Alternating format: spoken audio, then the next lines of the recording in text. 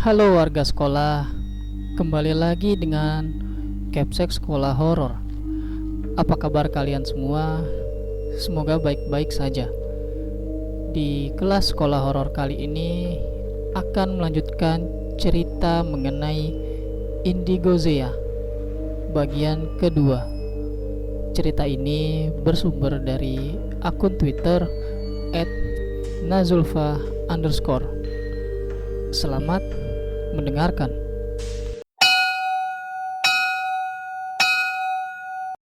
Aku tersenyum tipis ke arahnya, sedangkan ketiga temanku itu menatap Pita dengan sinis. "Hai Pit," sapaku. "Hai Kak, ada apa ya?" "Jauhin Zea, jangan main-main sama kita," sarkas Adin. Aku mengernyitkan alisku, bingung. "Hah? Maksudnya?"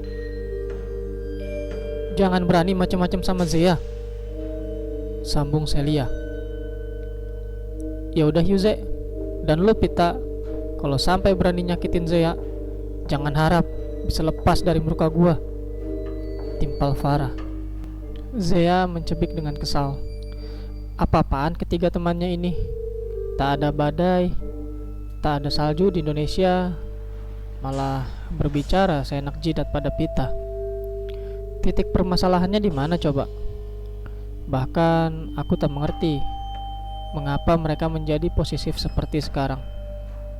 Aduh, kalian apaan sih? Udah Ze, ayo pergi. Jangan berhubungan sama iblis kayak dia, ujar Adin. Dasar munafik, sarkas Sarah. Celia pun sembari menarik tanganku berjalan menjauhi dari Pita. "Maksud kalian apa sih? Gua nggak ngerti." Adin menghembuskan nafas. "Z, lu jangan percaya sama dia. Dia jahat." Aku menatap Adin bingung. "Iya Z, dia mau berbuat jahat sama lo." "Hah? Maksud lo apa sih Far?" "Zea, dengerin gue." Kini giliran Celia yang bersuara. Raut muka Celia kini berubah menjadi sulit untuk diartikan, antara marah, gelisah, dan entahlah apa. "Dia jahat Z. Dia yang mau ngancurin acara kemah kita kali ini. Dia bukan Indigo Z." Aku tertawa renyah menanggapi Celia. "Apa sih? Jelas dia Indigo. Dia tahu semua hantu penjaga di sekolah ini. Dia cerita sama gua kemarin." "Iya, dia cerita sama lo. Terus habis cerita lo pusing kan? Mual kan? Dan badan lo jadi berat kan?" sarkas Adin. Iya sih Din. Dan masalah kemarin gue udah cerita sama Celia dan Adin Z. Dan gue tahu kalau kemarin dia ke lokasi kemah mau bikin onar acara kita nanti. Bahkan mungkin hari ini bakal terjadi sesuatu di sekolah. Jelas Farah panjang lebar. "Dia berguru dan dia lagi cari mangsa," ujar Celia. "Udahlah, mending sekarang lo masuk kelas. Bentar lagi mobil nih. Oh ya Far, jangan biarin Zea buat ngelamun ya, oke?" Detik selanjutnya Celia dan Adin melongos pergi menuju kelasnya. Aku dan Farah kini pun bergegas untuk memasuki ruang kelas dan duduk di bangku masing-masing. "Emangnya gue kenapa Far?" Farah tersenyum tipis sembari menopang dagu dengan kedua tangannya. "Gak apa-apa, slow aja." "Tahu ah, mending gue tidur." Aku lalu menelungkupkan wajahku di atas meja. Niat hati ingin tertidur, merasa ada yang tidak beres denganku. Namun, aku tepis pikiran negatifku jauh-jauh dan aku berusaha memejamkan mata dan menuju alam mimpi indahku. Tapi nihil. Saat aku memejamkan mata, aku melihat sosok berambut panjang, berjubah hitam, setinggi 4 meter berada di hadapanku. Ia memegang tongkat kayu dengan permata hitam di atasnya, dan tak lupa kalung dari batu yang entah apa itu juga berwarna hitam. Tubuhku menegang. Ingin rasanya aku untuk membuka mata lalu berteriak dengan kencang, namun tak bisa. Sosok itu kian mendekat ke arahku, sangat menakutkan. Semakin dekat, semakin jelas pula penampakan sosok itu. Ternyata tak hanya membawa tongkat kayu saja, ia juga membawa tanduk runcing di tangan kirinya.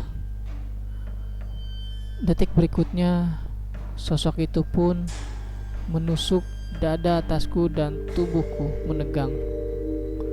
Pendengaranku seakan tuli.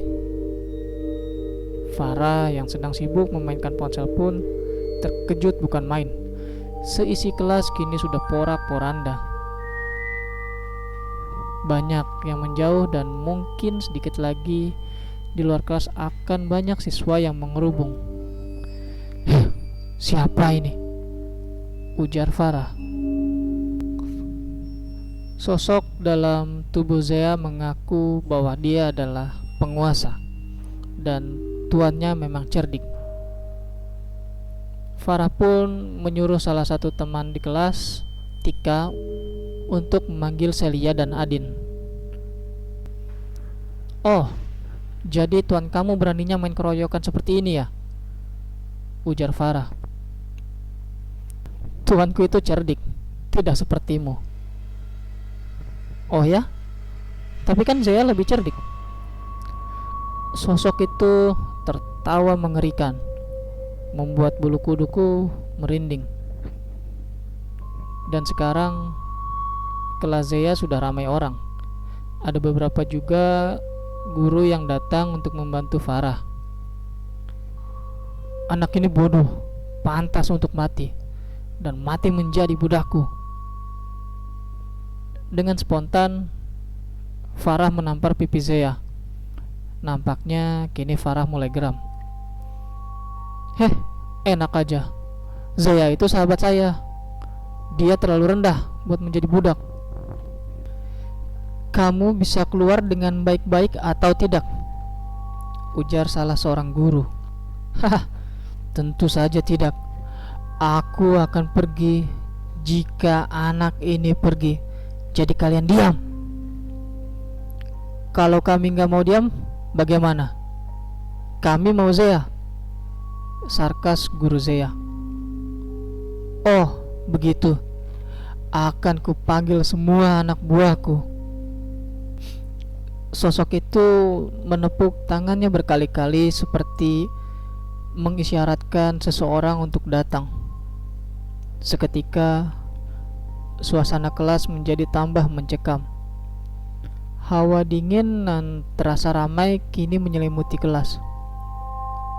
Hai kalian, rasuki mereka agar mereka tahu siapa aku sebenarnya.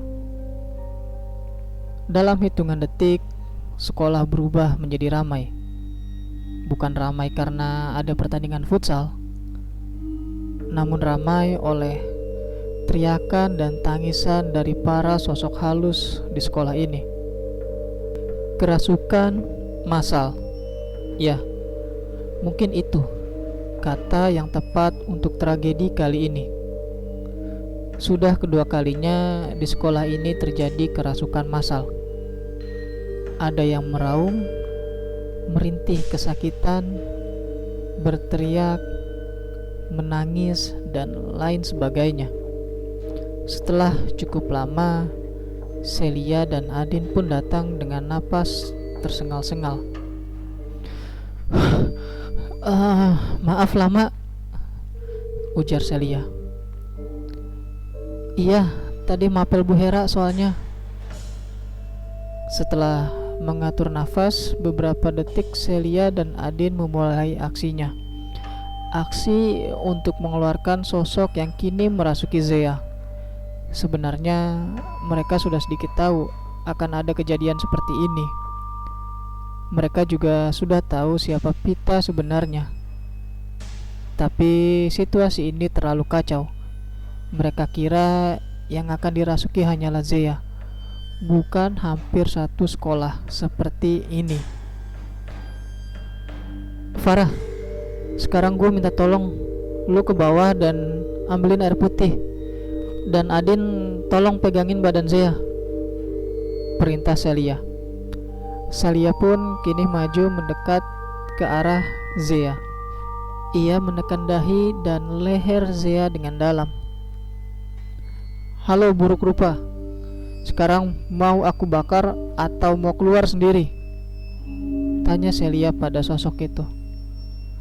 Sosok itu pun mengerang. Diam, lepaskan. Kau tak sehebat tuanku. Oh ya, tapi Tuhan saya jauh lebih kuat dari kamu, sarkas Adin.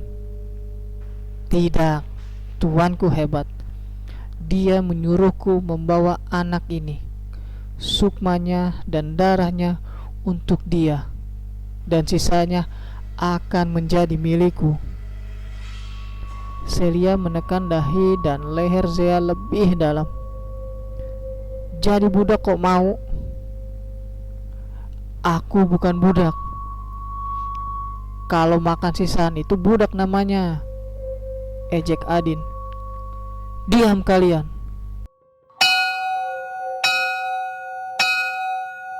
Itu dia cerita mengenai Indigo Zea bagian kedua. Terima kasih buat kalian warga sekolah yang telah mendengarkan cerita ini. Dan terima kasih juga kepada akun Twitter @nazulfa_ yang telah memberikan kami izin untuk membacakan cerita ini. Jangan lupa untuk like dan share video ini agar warga sekolah horor semakin bertambah. Dan sampai jumpa di kelas berikutnya.